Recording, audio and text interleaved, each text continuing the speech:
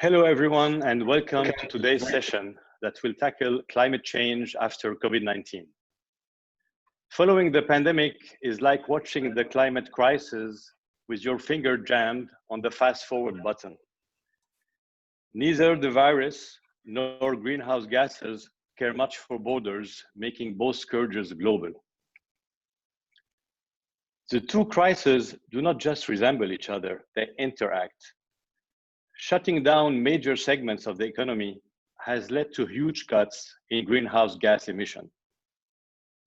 In the first week of April, daily emissions worldwide were 17% below what they were last year. That drop reveals a crucial truth about the climate crisis.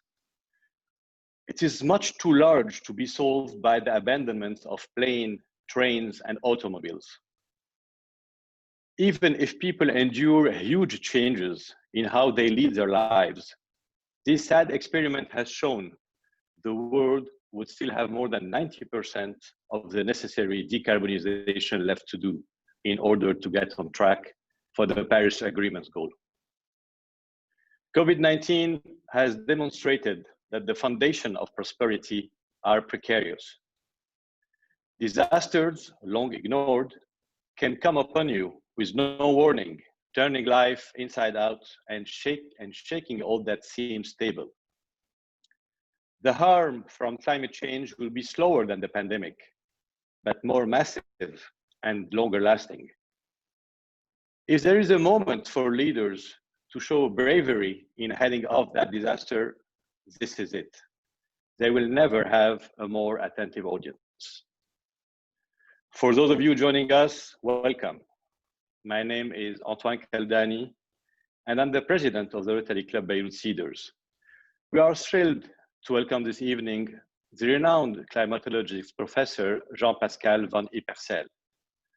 I would also like to thank Dr. Najat Saliba for accepting our request to co-moderate this session with Mr. Jean-François Parmentier, Consul of Belgium. This webinar is co-organized by the Embassy of Belgium in Lebanon and in collaboration with the MEDEF. Before introducing our guest, we would like to share with you a few announcements regarding the club by our incoming president, Mr. Agop Danzigian. Agop, all yours.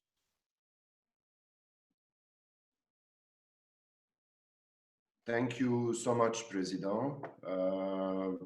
For those of you who don't know, Rotary is 1.2 million members around the globe. We're in 35,000 clubs. And our motto is service above self. Now, recently, since October 17, actually helping the needy by providing food boxes has been our major focus. We've secured 5,000 boxes for 20,000 people that are in need. Our recent delivery to NGOs such as Libami, Basma, Shafi 2020, School in Zgharta have been processed. There's much more to come. Our next batch is 1,783 boxes to 1,783 families. Regarding our next week, our next flight next week at the same time is going to be a very nice trip around meditation, and will probably be very helpful on teaching us how to de-stress in these kind of stressful days we are going. So I'll be looking forward to welcome with you next week Anna Lariou, our MBCT mindfulness instructor. And back at you, Monsieur le Consul. Ladies and gents, dear friends of the Rotary Club Beirut Cedars, thank you once again for your massive online presence with us tonight. As usual, allow me to start with a quick word about the technical side. There are basically only two things that you need to know tonight. Your camera and your mic are muted, so the only way to ask a question is by using the Q&A window visible on your screen right now. If you think that one of the questions is interesting, please like it by clicking on the little thumb. The question will be pushed upwards, and we will, of course, ask the questions with the highest score first. You can also use the chat window to share ideas or express polite opinions. The presentation will last 35 to 40 minutes. The speaker will also need your opinion, and 2 short polls will be organized during the lecture. You can participate by simply clicking on your screen. The lecture will be followed by the traditional Q&A session. Since we wanted to give a Lebanese touch to this event, a special guest will ask the 2 or 3 first questions. Dr. Najat Aoun Saliba, professor in chemistry and director of the Nature Conservation Center at the American University of Beirut, has accepted to be with us tonight. Professor, thank you very much for your presence. I will, of course, get back to your remarkable CV later tonight. Enough technical talk. Let's now focus on today's topic, global warming. Climate change encompasses rising average temperature, but also extreme weather events, rising seas, and a wide range of other impacts. To explain that complex phenomenon, especially in this COVID-related context, we have with us tonight one of the most renowned climatologists of the world. As a Belgian diplomat, of course, I am particularly proud to say that he is a fellow countryman. Jean-Pascal van Ypersele de Striou is full professor of climatology and sustainable development science at the Université Catholique de Louvain in Belgium. As a physicist and climate modeler who worked for the National Center for Atmospheric Research in the United States, he has published with natural and social scientists about climate change and sustainable development for 40 years, both at regional and at global level. He has been extensively involved in the Intergovernmental Panel on Climate Change, also known as IPCC, since 1995. First as lead author, then as review editor, bureau member, and last but not least, as IPCC vice chair between 2008 and 2015. As you all know, the IPCC, the Nobel Peace Prize was awarded jointly to the IPCC and to the former US Vice President Al Gore a few years ago. Jean-Pascal van Ypersele has participated to most UN conferences on climate issues since 1979, including almost all COPs, conferences of the parties, the conference, the United Nations Conference on Climate Change. Jean-Pascal van Ypersele has been appointed by the UN Secretary General as a member of the group of scientists who published the 2019 Global Sustainable Development Report. And also a few months ago, he has also been appointed by the European Commission on the Horizon Europe Mission Board on adaptation to climate change, including societal transformation. He frequently briefs heads of state and government and is also consulted from time to time by Greta Thunberg, the famous activist. If you are interested by the presentation tonight, you can of course follow him on Twitter. Professor van Ypersele, even if you are a few thousand kilometers away from Beirut tonight, I would like to thank you for your support to our club's activities. The floor is yours.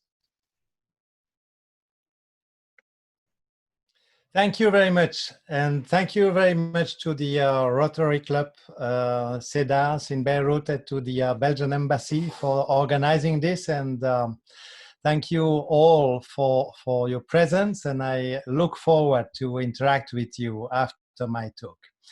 Now, I must confess something. I have too many slides, and I'm aware of that, and I know we don't need to talk more than 35-40 minutes in order to leave time for the dialogue. So let me reassure you, all my slides will be available probably in the coming hour, sometime during the speech. My staff is working on that on my webpage, and you'll be able to look at each slide, even those I have shown very, very quickly afterwards at your leisure. So let me start by sharing my screen, hoping it works. If you allow me, Mr. Jean-Pascal, meanwhile, just let me launch a small poll to see the audience feedback if you're interested in it. Yes, please. So for our audience, we have a question, and I'm going to launch it right now. There you go. So in this year, the CO2 emissions will probably be by 8% lower than 2019 due to the COVID-related slowdown. We're very interested in knowing your opinion. What do you think this is going to have an impact on next year's CO2 atmospheric concentration? So as a multiple choice, if you would like to answer, decrease of around 8%, a decrease of 0.7%, no effect, an increase of 0.7%. I'll give you 10 more seconds before we close the poll. I'll be very interested by your answers, and The answer is still coming, so I really don't want to stop it. Honestly. no. Let a few seconds. I think it's good enough. So I'm going to end the poll right so now. I'll start talking. Don't worry. You can leave it on a little more if you like, and I can start speaking if you want to leave it on. I already stopped this. I'm going to share the results, okay. and then we can move forward. Fine. So climate change. Okay, these are the answers. Yes. Interesting. Well, remember what you answered, and most of you gave wrong answers, and we will see what is the real answer very soon, and I will also explain why. It's actually the last answer, so let me tell you. It's an increase of about 0.1% in the concentration. That will be the results of this year's emission, and I'll explain why. So let me thank you for your cooperation. Let me make some parallel between the climate change issue and the COVID-19 crisis we are all in. Whether in Lebanon or in Belgium or wherever you are in the world, if you are looking this from other locations. There are many similarities, but there are also some big differences, and I'd like to evoke some of them. I like this cartoon because it shows the famous curves that needed to be flattened, you know, during the COVID-19 crisis, and the curve of hospital admissions and curve of infections. And we all needed to take measures to flatten those curves. But there are other curves that need to be flattened as well, and they are even higher, as I will show you. And these curves are related to climate change.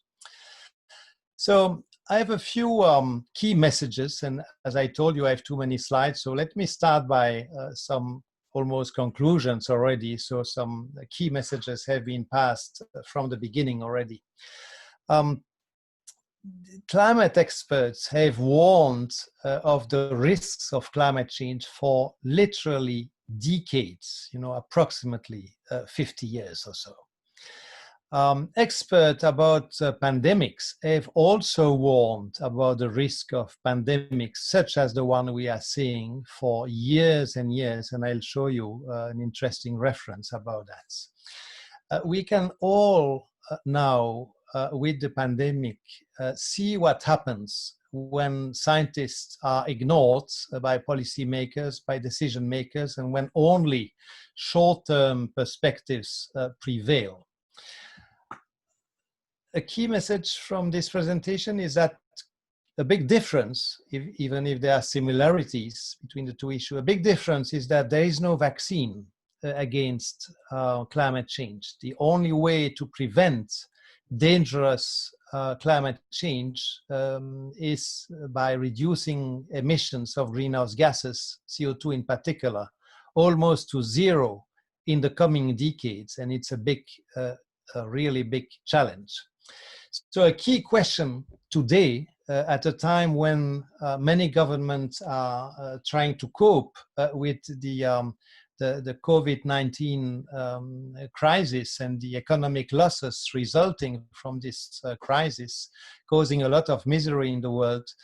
At this time when governments are trying to cope with that and also think about the recovery, is how is it possible to accelerate the clean energy transition which is needed to protect the climate system, while at the same time stimulating the economic recovery? And I will try to make a few remarks on those subjects. So similarities and difference is the first part of my talk. First similarity, we were warned in both cases. Look at this. This is a document published by the US National Intelligence Council in 2008. And we don't have the time to read the whole text. You have the source, you have the link, you can see the document by yourself. Let me focus on a few extracts. And if you just read what's in blue there, you will see that what was written there 12 years ago is very close to what we have seen happening over the last 6 months or so. And the conclusion is actually worse than what happened. And this may be thanks to the measures, the very strict measures and lockdown which were taken. So the warning was there for the pandemics, the warning was there for climate, and I will not use an IPCC report. The IPCC was created in 1988. I will take something significantly older, a report published in 1972 by these two authors at the request of the UN Secretary General in preparation of the first conference on the environment in Stockholm. The first World Conference on the Environment, and look at what they wrote in that book published almost 50 years ago.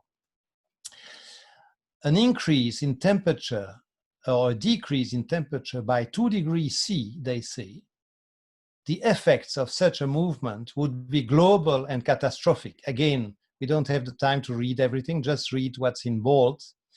The sum of all likely fossil fuel demands in the early decades of the 21st century might bring us close to that rise of 2 degrees C, which might set in motion the long-term warming up of the planet.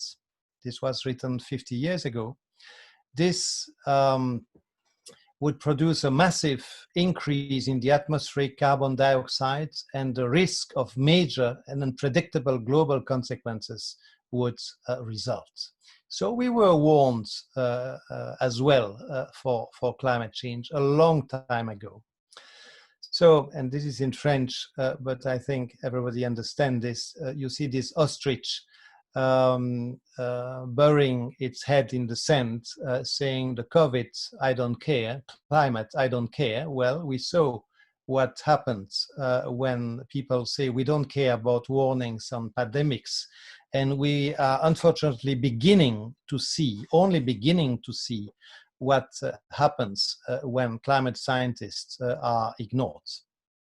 So the IPCC, which has been mentioned already 2 or 3 times this afternoon, is the Intergovernmental Panel on Climate Change created by the UN, by the World Meteorological Organization and the United Nations Environment Program, not to do research on climate change, but to assess the state of knowledge about the different dimensions of climate change and provide policymakers with the most objective source information about all dimensions of climate change. What is the IPCC saying? Well, the IPCC reports are very long, thousands of pages every 6 or 7 years for the main assessment report. This is an attempt to summarize in 10 words what we know and what are the essential bits of information and facts about climate change. It's real. Climate change is happening. I mean, it's very visible in temperature record and in plenty of other indicators. It's caused by human activity, so it's us. Experts agree. There's a very wide consensus on human-caused global warming. It's bad. The consequences and the impacts are very serious, will become even more serious, affecting people and ecosystems. But last but not least, there is hope, because we have the knowledge, we have the scientific knowledge, we have the technology needed if we want to use it, if we want to make the right investments to avoid at least the worst climate impacts, those are, which are not there already. So this is in short what the IPCC is saying. I will of course give you a few more details in the coming minutes. Another similarity between climate change and COVID-19 is that measures are taken. Yes, you cannot say that nothing is done to fight climate change or to adapt to climate change, but it is very often done only when the obstacle is in view and not early enough. And this was happening as well for the management of the pandemic. So again, I'm sorry this is in French, but this is not very complicated to understand. You see a meeting by decision makers at one of those international conferences probably, and one asking, wouldn't it be time to do something? Someone saying no panicking, and the water is actually rising, as you can see. So it's very late that the question about what needs to be done is usually really asked. Both pandemics and pandemics and climate change reveal the need to revisit the human-nature relationship. That's another point in common between the both phenomena. We know that deforestation, for example, neglect of animals, neglect of ecosystems, pollution, including air pollution, have all played some role or some aggravation role, at least in the pandemics. And of course, they also play some role in the climate change. For both COVID-19 and climate change, long-term thinking and fundamental changes are needed in the economy and in our way of life to address the problems. So this is another commonality, but there's a big difference, as I mentioned in my summary. There is no vaccine against climate change. We can only prevent climate change by reducing greenhouse gas emissions, particularly CO2, in a very big way, as we will see. So let me talk now about the diagnosis of the climate change problem, which is the problem I know best. So I will now focus on climate change after having made those parallels.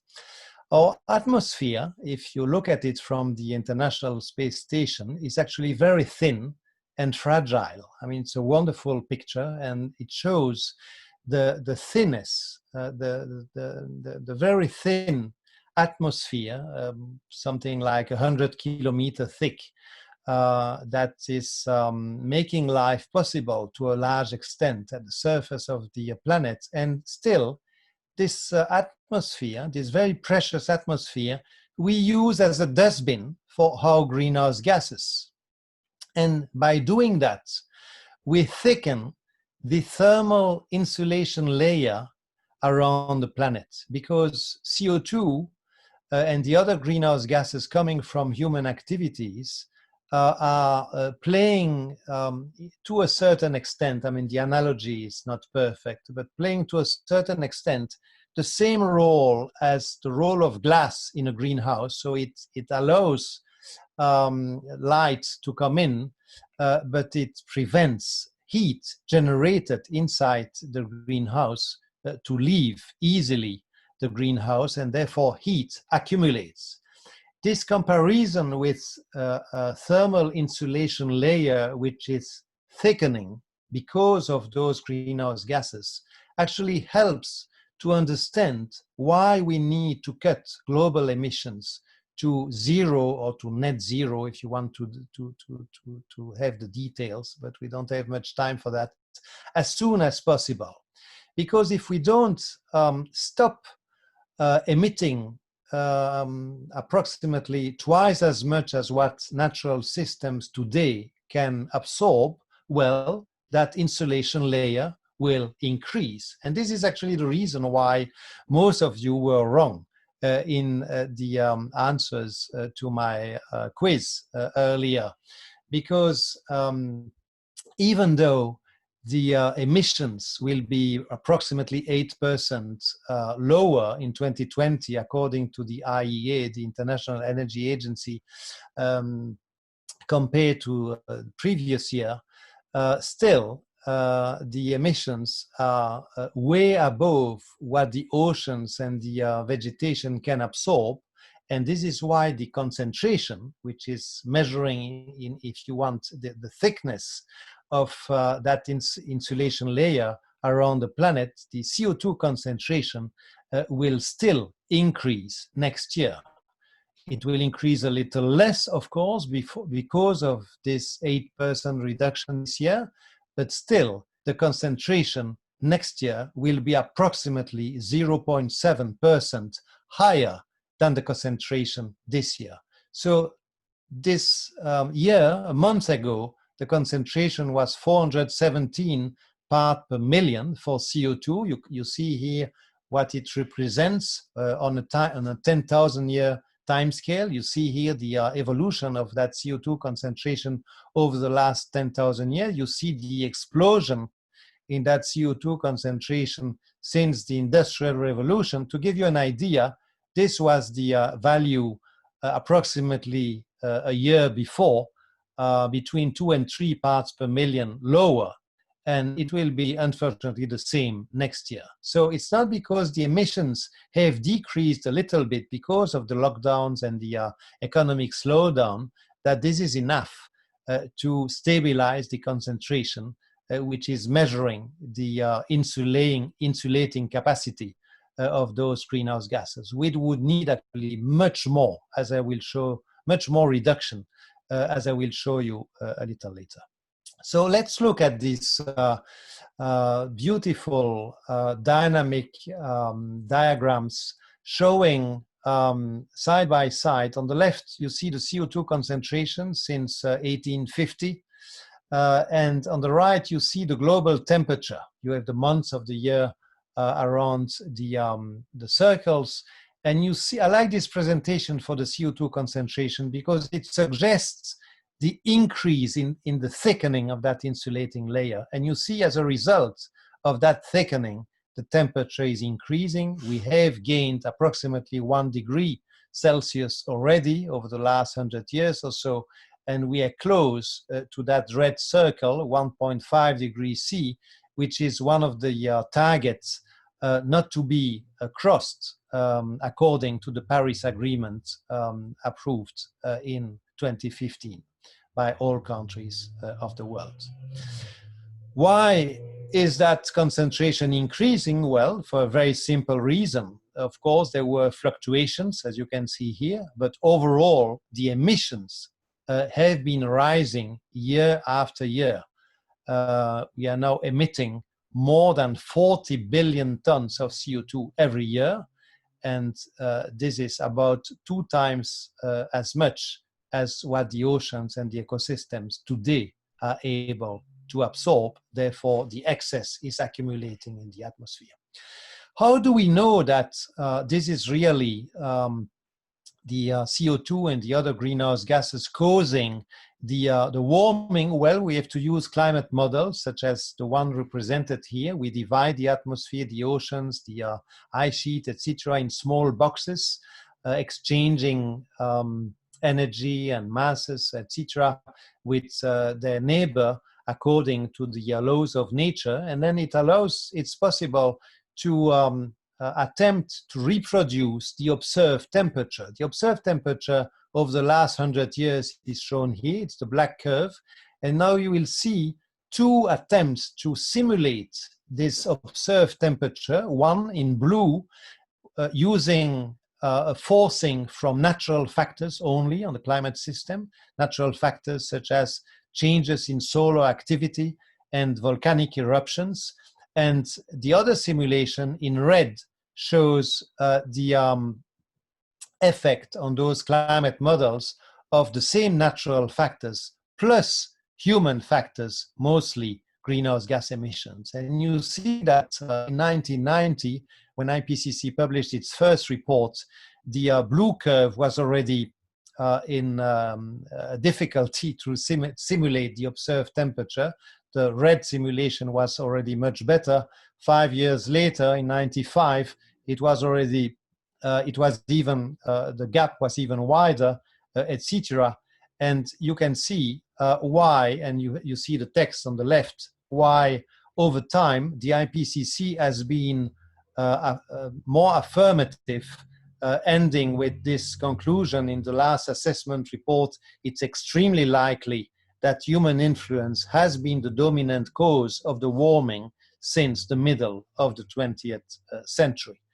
So we are very clear now. There's a very wide consensus. We're on very solid ground. We know why the climate is changing, and this is because, at least since 1950 or so, because of human activities, mostly the burning of fossil fuel. This is starting to have effects not only on the average temperature, but also in the frequency or intensity of extremes, such as extreme hot days, heat waves, but also heavy precipitation events.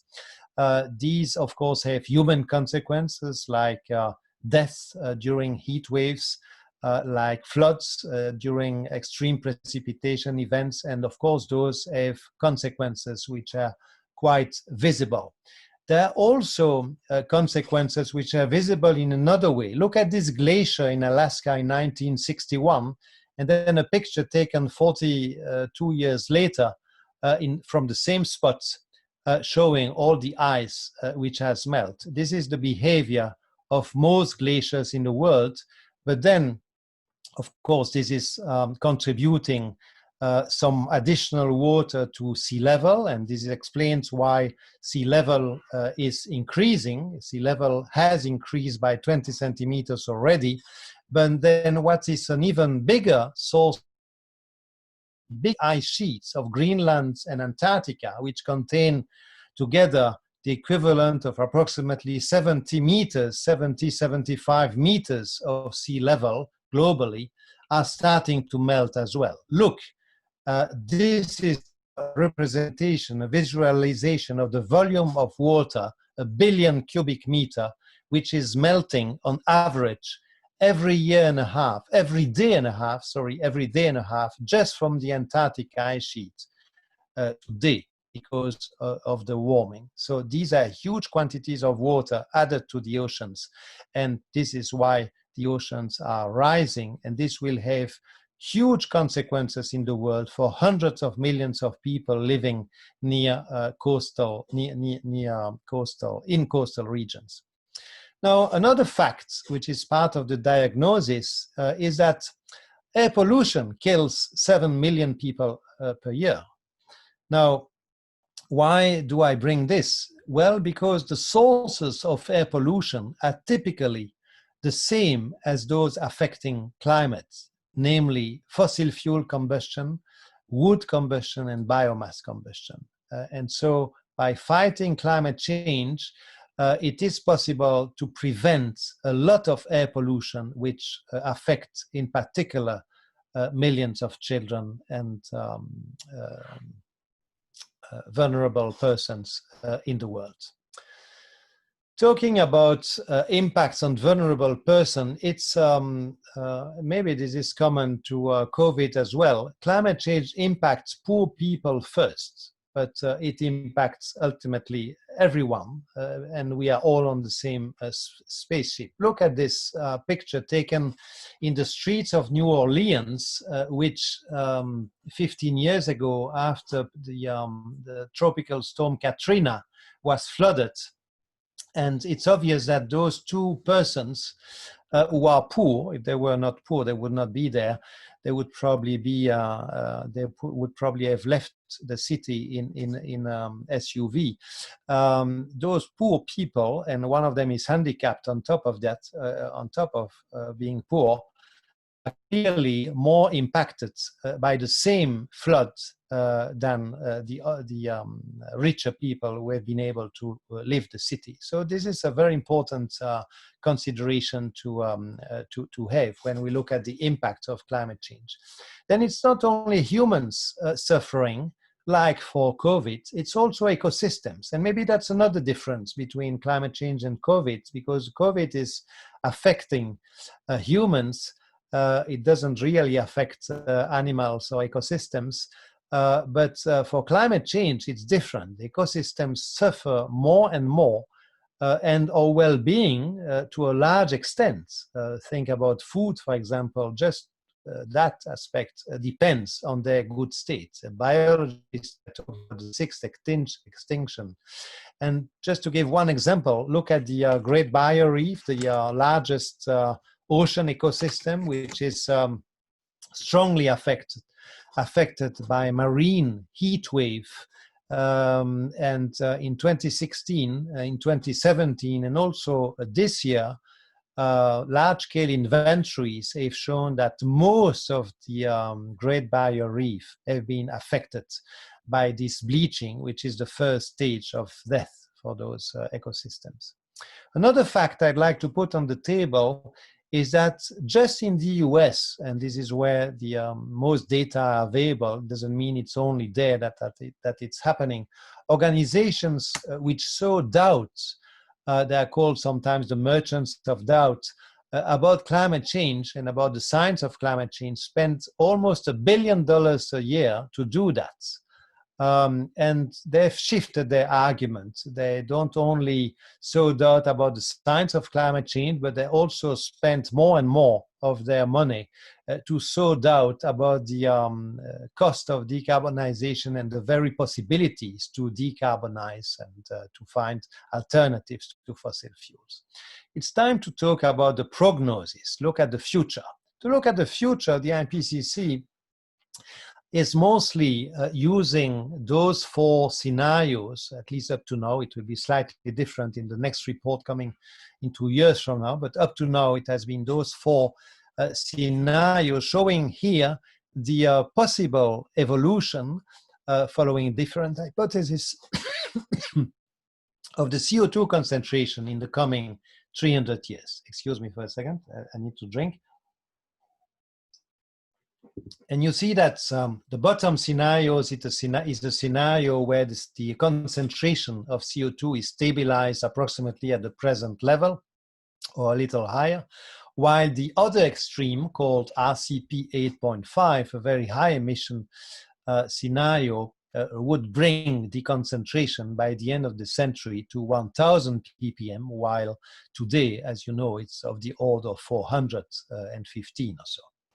So if you feed those scenarios to climate model, what you get for the end of the century, for the lowest scenario, you have a temperature which is more or less 1 degree higher than today globally.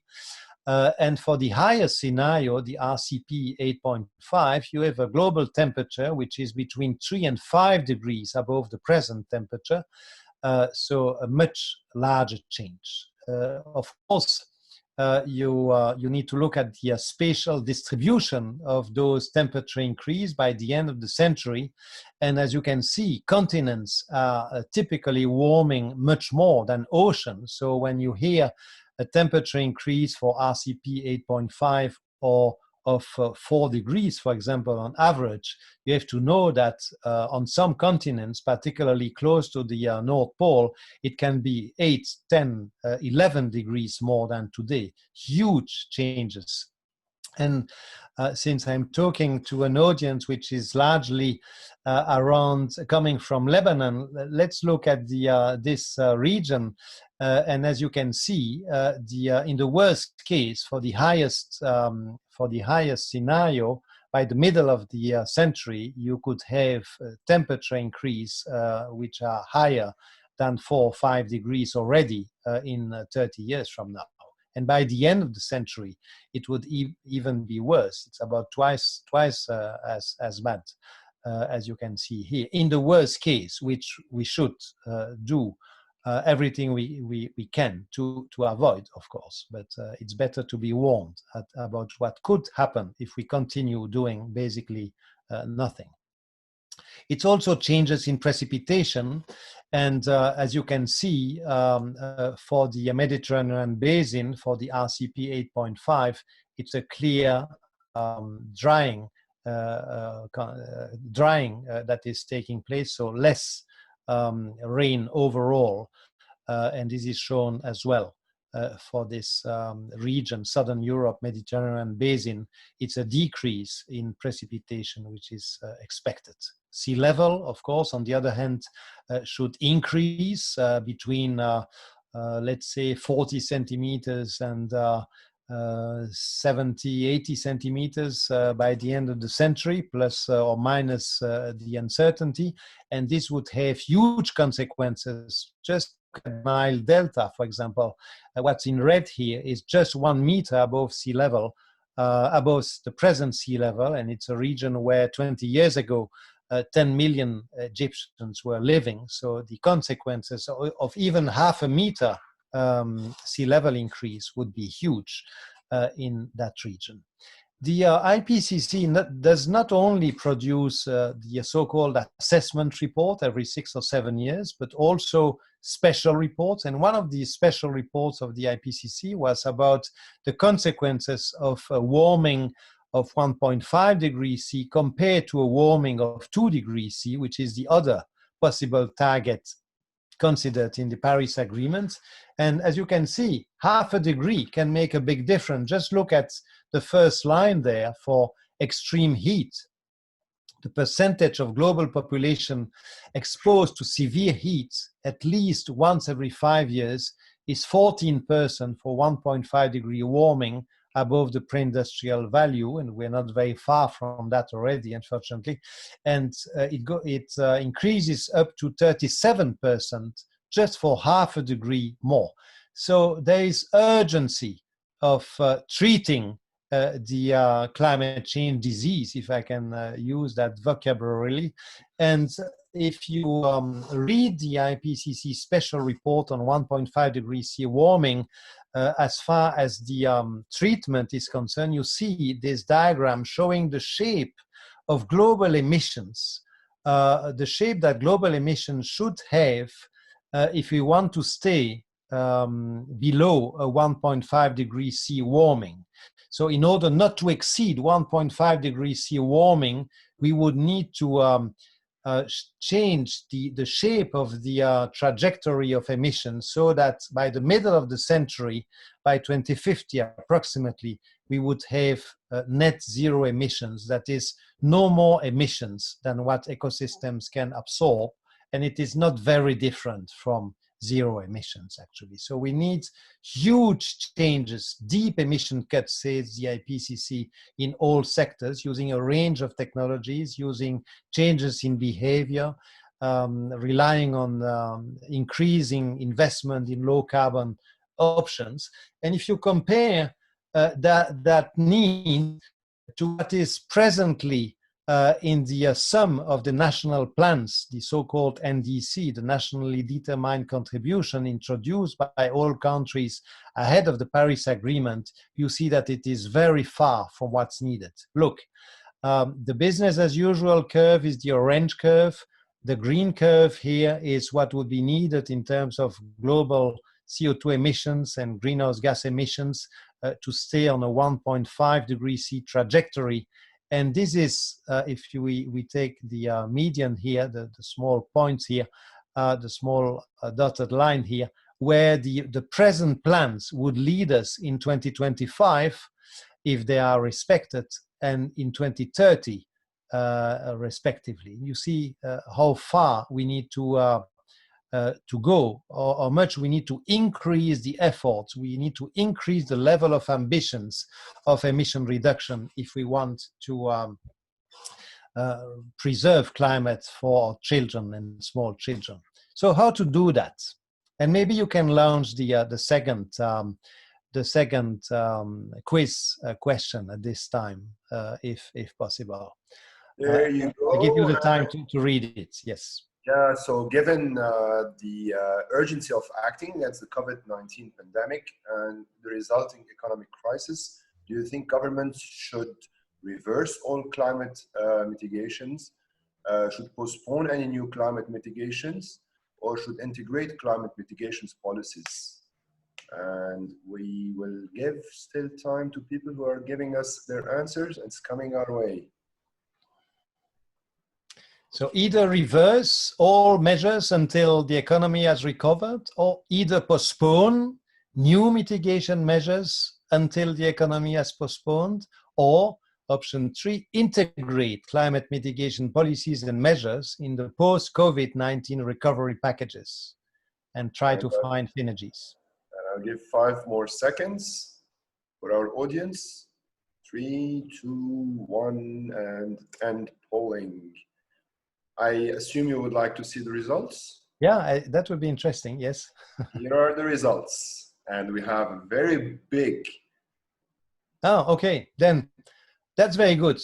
It means I don't need to do the rest of my presentation, I think, you know, because you know already everything, because this is a strong message. It's very good that we did this, because I will skip, because time is flying, I will skip many of the slides I have now, and you'll be able to read them. And so we have time for the dialogue. I think it's very important. I will read them very quickly, or mention them very quickly, but with the excuse I just gave, which is that you'll have the slide deck. So the survival of humanity and ecosystems must become a much higher priority. This is the statement, you know, that the economic actors must be confronted much more clearly with their responsibilities. The best understood language by everyone is price, and destroying the environment must become more and more expensive, and then everybody will start to understand. And then it's very important to collect, to use the funds collected that way in order to help the decarbonization, but also avoid the social impacts on the poor in particular. This is the concept of just transition, which you probably know, which is actually mentioned in the Paris Agreement. If we talk about energy, it's very important to think first about demand management before talking about clean energy production. There's a tendency to focus too much on the best way to produce energy cleanly. Of course, that's very important, but it's much more important to have the most energy efficient economy first, and then after that think about clean way to produce energy. This what this table coming from the IPCC report shows with some investment numbers. There are huge opportunities in the building sectors to increase the energy efficiency. There are huge opportunities in the mobility sector as well, where the space given to individual car, particularly if it's based on a thermal engine, needs to be reduced, and soft mobility and pedestrians and public transport need to receive much more space and attention and budgets. Food and agriculture is a big area as well, where changes are possible, and eating less meat and cheese of better quality, locally produced, can be part of the solution.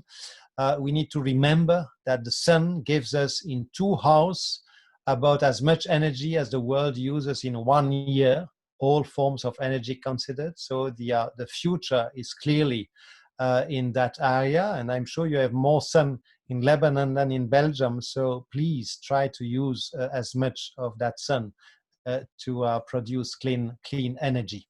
There's a lot of value integrating, and I don't need to, looking at the quiz, I don't need to convince you about that, integrating the Sustainable Development Goal number 13, which is climate action, with the 16 other SDGs, Sustainable Development Goal, because there are so many synergies that would make the choice in front of which humanity is today much easier, because we have the choice to be on a trajectory leading us to a warmer world, but a world where adaptation is much easier than in the much warmer world, the RCP 8.5 world, which I really hope we will not get. The remaining slides are about reasons for hope and the source of information and the reference to the cover of The Economist.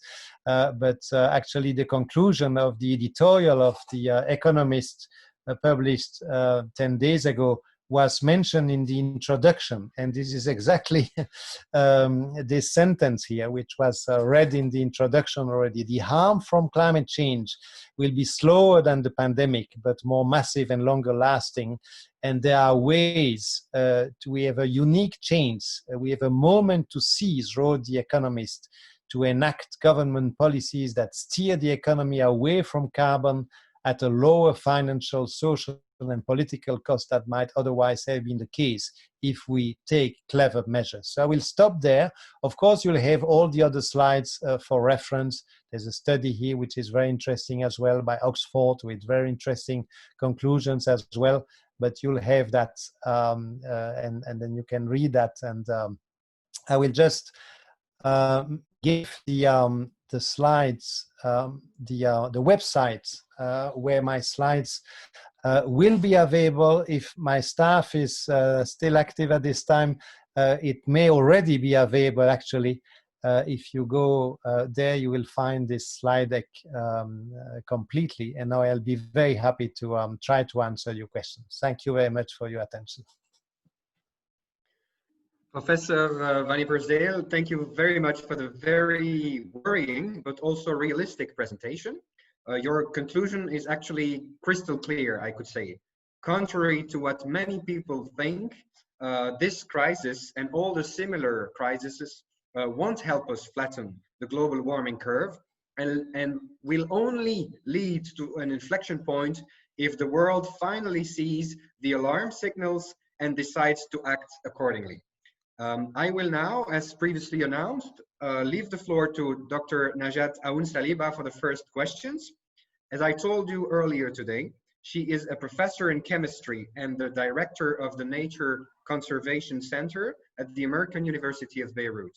She has developed innovative methods to characterize smoke in tobacco and non-tobacco nicotine delivery systems. Her work on air pollution focuses on understanding the levels, sources, and transformations of pollutants.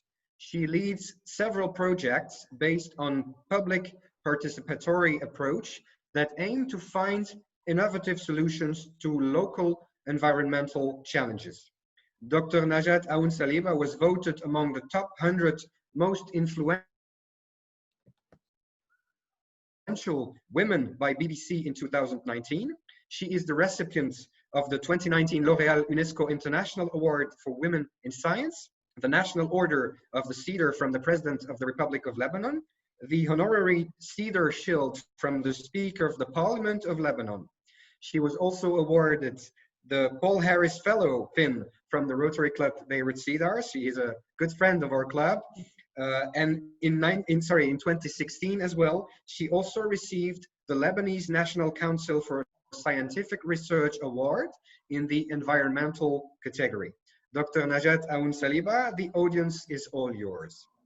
Thank you so much for this introduction. And I really would like to thank Professor Ypersele for this wonderful presentation. You put so many questions in our mind and you also shared so much valuable information. Thank you so much for this kind presentation. I have 3 questions for you, if you may. The first question is about the drop in the concentration of CO2, especially in the month of April, where a chemical and engineering article reported a 17% drop of CO2, and they attributed this drop to actually the drop in traffic density. So they said that cars actually have contributed or do contribute to a large amount of CO2 in the atmosphere. So the question is, where does the tipping point lie? You said there are bicycles, the technology is here. What does it take to make this tipping point happen? So that's the first question. The second question is usually, I love to trickle down the problem to people's responsibility and contribution. When we talk about climate change, we usually talk about something global, something so far away from people. It's like we always attribute to climate change that they have to do this. If you could explain to us how local contribution can help in mitigating climate change, how each community at the local scale can help in mitigating climate change. And the last question I would like to ask is, we talk about IPCC, UNFCCC, WHO, and several other intergovernmental organizations. What does it take to empower these organizations to do some collaborative action so that we can see the consequences or the changes happen? We don't want to see the very drastic scenario that IPCC projected. We want to see some mitigation happening, and they have to happen now. And I would like to also not see people talking about climate change adaptation. Like you said at the beginning of your talk, we need to talk about climate change prevention. Thank you. Thank you very much, Dr. Aoun Saliba, for your very interesting questions. First, on the drop in CO2 emissions.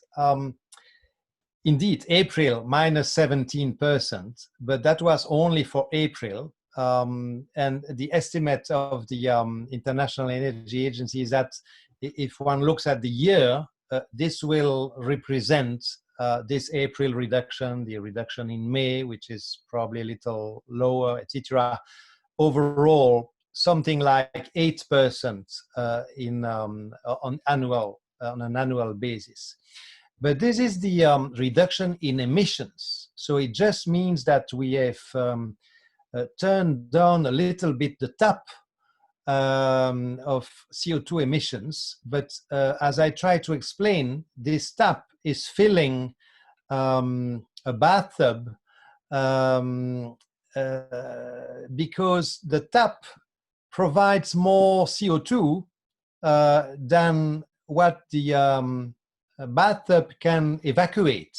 So as long as we emit more than what the oceans and the vegetation can absorb, the total amount in the atmosphere, the concentration, will still increase. And this is why, even with a relatively strong reduction, because 17% in April, as you said, or 8% on a yearly basis is a strong reduction, even with those strong reductions, it's far from enough to bring a stabilization of the CO2 concentration, because even if we reduce by 8%, we still emit approximately 2 times more than what the natural systems can absorb.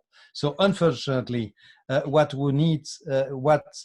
we would need is much more. You ask, where are the tipping points? Where, in a way, one could say, if we want to reach that net zero level in 2050, we would need to, in the coming 30 years, to reduce emissions approximately as much every year than what we have done this year with COVID-19.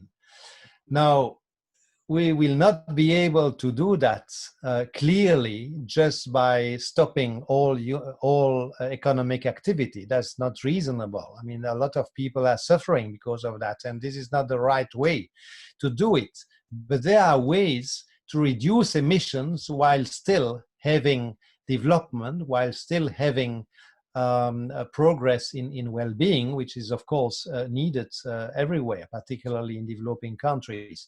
So the direction is clear. We need to go to net zero emissions by 2050. That was a very clear message from the IPCC report, the special report on 1.5 degrees C in 2018 after the Paris Agreement.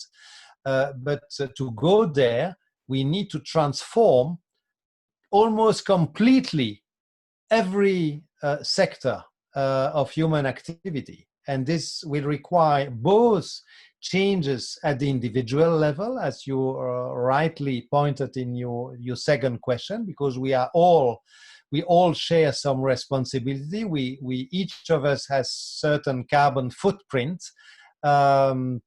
If we look at the effects of our mobility, of our way of heating or cooling our houses, or a way of feeding ourselves, the products we buy, etc.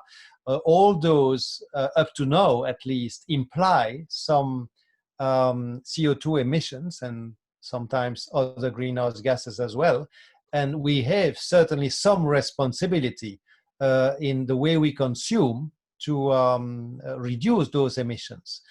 But I think it would be dangerous to put entirely the responsibility on individuals as well. Of course, they have some responsibility, but governments and businesses and economic actors have a very big responsibility as well, because, you know, I mean, if, for example, one says, okay, use public transport to reduce the carbon footprint in mobility, well, that's fine, but it's not a decision by an individual to organize public transport, to install public transport, to build a subway, to build a tramway line or a bus line, whatever.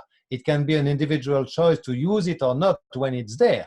But to have it there or not is a collective choice, it's a political choice. And the same for products sold by business. I mean, the products can be made in a clean way or not. And this is the type of decisions which are taken by business. Now, those decisions can be clearly influenced by the consumers, because if the consumers decide to buy in a preferential manner the products which are cleaner, well, the business will have to adapt. They will be forced, if they want to stay in business, to make products which are produced in a clean way. So it's a shared responsibility. Individuals have a big responsibility, agreed, but governments and business also have. And then I fully agree with you. I mean, we absolutely need as much cooperation as possible between all the organizations, both at the UN level, but also at national level, who can catalyze the knowledge, the mental energy, the political will to act in order to protect climate and more broadly the environment as well. Because I spoke about climate change because this is my area, but my colleagues in the biological disciplines are very, very worried as well by the erosion of biodiversity, which is very severe, and which is not only due to climate change. Climate change is one of the factors, but there are many other reasons why biodiversity is eroded, and that needs to be tackled as well. And this can only be done collectively if we all join hands at the individual level, but also at the organizational levels, for sure. Thank you very much, Dr. Saliba and Professor Van Ypersele. I will now ask a few questions of the audience. The first question is interesting. Let's imagine that you are voted as the planet Earth enlightened leader. What are the top 2 or 3 decisions that you would take and enforce to save the planet from an almost certain catastrophe that we are about to leave to our children and to future generations? Yeah, thank you. Well, it's a very good question. It's the kind of question which is a bit dangerous to answer without having received the answer, the question before, in order to think about the best answer to give. So I'll try to answer, but if I had more time, maybe I would give a different answer. So with that caveat, I will still try to answer. Well, I would probably, let's say, this is probably not my final answer, as I say, but I would probably do three things, since I was asked to do three things. The first thing I would do is to organize, to invite around a big table.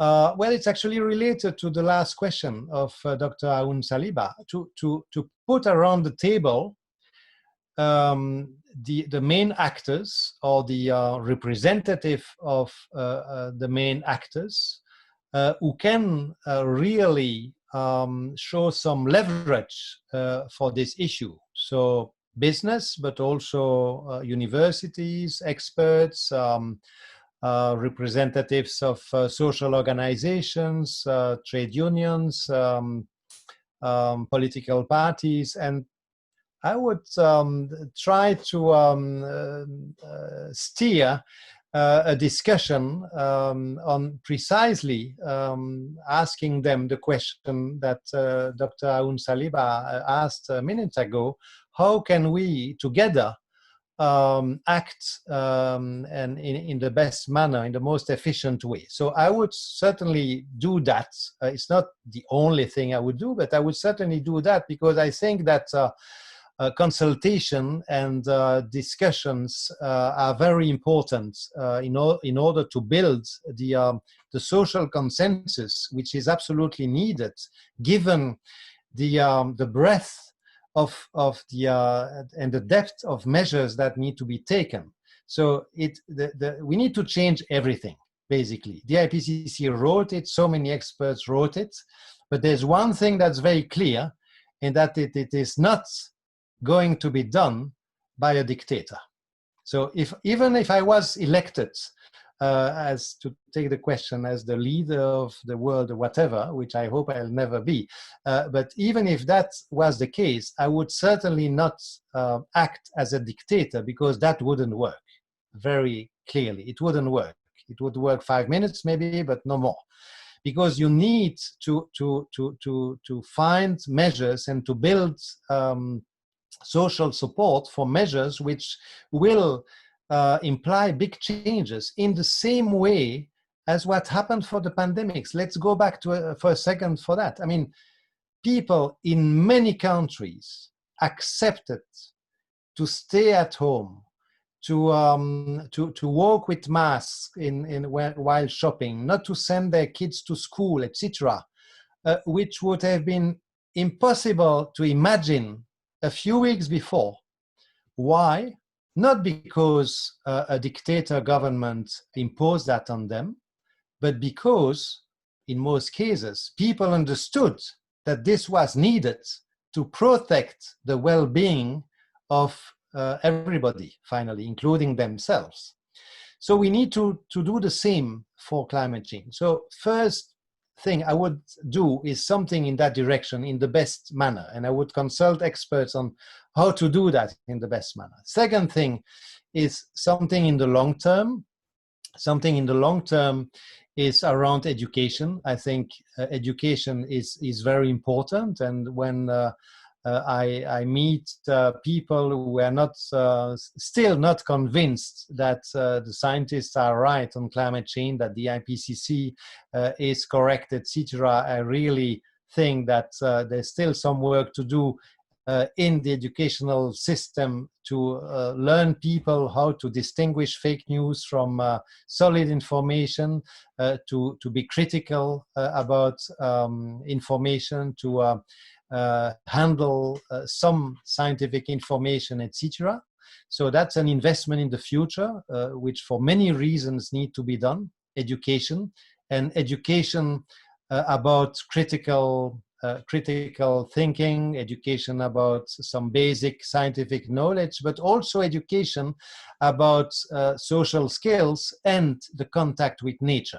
The contact with nature for too many young people in cities is lost, and they have no idea where the milk is coming from, what a tree really is, what insects bring to the environment, etc., etc. And then the third measure I would probably take is or suggest and try to take is around the price of the price of pollution. I mean, the polluter pays principle need to be applied, and it's not applied, and it's a big reason why there is so much pollution. Up to now, pollution, those who pollute, including us, don't pay for that, or very little for the damage we are causing to the ecosystems, to the health of everyone, etc., to the climate system, to biodiversity. And if we don't start to pay for that damage, things are going to be very hard to change. So I think action in that direction would be extremely important. And as I wrote on one of the slides, I've shown price and the price of pollution is a language that everybody understands. People would start to pay attention if a product made cleanly is cheaper than a product made not cleanly. And today it's the reverse, unfortunately. So we need to change that. Very interesting answers. Thank you very much. The next question, I think you tackled a part of it, so maybe you can answer it quite quickly, but I'm going to ask it nevertheless. It's very simple. Are international organizations such as the United Nations or the WHO, the World Health Organization, doing enough to protect climate and to protect the environment? It's a good question as well. And I mean, the short answer is no, but they have very little means. I mean, if you look at the budget of the IPCC, it's ridiculous. You know, all the scientists, and it's hundreds of scientists who write reports, they're not paid for that. I mean, they do that on a voluntary basis. The chairman of IPCC, which I'll try to become one day maybe, is not paid. The only paid people are 10 people in the Secretariat in Geneva, and it's ridiculous. So the means those organizations have to do the work they do is very small. The budgets for communication to produce, for example, videos or educational material is close to zero. And it's probably the same to a certain extent for WHO. So those organizations are not perfect. For sure, nobody is perfect, but they don't have really the means that would be required to tackle those huge problems we have in front of us. Next question. Do you think, of course you are a climatologist, not a biologist, but I'm going to ask the question, do you think that global warming and glaciers melting could lead to the birth of new diseases, new viruses that might be a threat to mankind, basically? Well, I'm not a biologist, but I read papers about those issues, and yes, I mean, it's a possibility. No, I don't know whether it's a very severe risk or not. That I don't know, and I cannot assess. But certainly, it's a possibility. For example, in the permafrost of the Arctic, that frozen ground in the Arctic, there's a lot of biological material which is frozen and therefore essentially inactive at the moment. But if that permafrost was melting further, you know, it was 30 degrees C 2 days ago in some parts of the Arctic, 30 degrees C in some parts of the Arctic, above the Arctic Circle, where typically it should be freezing most of the year. So with that kind of temperatures, one can imagine that some viruses and some bacteria might be released for which we have no immunity. But I'm not the best person to assess the importance of that risk, but it's certainly a possibility. The next question is also interesting. One of the attendees says, I am a believer in climate change. However, don't you think that the increase of sea levels has been happening since ages. Finally, there has been some very ancient cities, some archaeological sites that are buried under the seas, and they have been there for centuries. So I could link this question to another one that I have also. Finally, are you sure that this isn't part of a natural cycle? We hear that a lot. I'm sure you have a very clear opinion. Yeah, well, you know, this is because of those questions exactly that the IPCC has been created. The UN created the IPCC a little more than 30 years ago to provide solid answers based on the scientific literature, because this is the fodder that the IPCC is using, so that any political decisions or economic decisions taken about climate change would be taken on a very solid ground. This is why I explained, for example, today in half a minute, so it was quick, but why, I mean, that's at least one of the main elements of information on which the IPCC is relying, why we think that the warming is indeed due to human activities. And that is because when you try in the best manner to simulate, to model the observed warming over the past 70 years or so, there is no way with the natural factors we know are at work, there is no way with those natural factors only to reproduce the observed warming. And when those human factors we know exist, greenhouse gases, etc., are taken into account in the climate simulations, then the simulation is much, much better, which is an example of the way and of the reasons why climate scientists are so strongly today they're much more convinced today than 50 years ago, of course, that human activities are, at this time scale, the time scale of the century, have become the main factor. Now, it doesn't mean that there have not been natural cycles in the past. For example, 20,000 years ago, I didn't show that, I didn't have the time, but the global temperature of the planet was 4 to 5 degrees colder, smaller than today, for astronomical reasons, nothing to do with the lack of human activity. It was colder because the shape of the orbit of the planet was different, the inclination of the planet on its axis, etc., were different.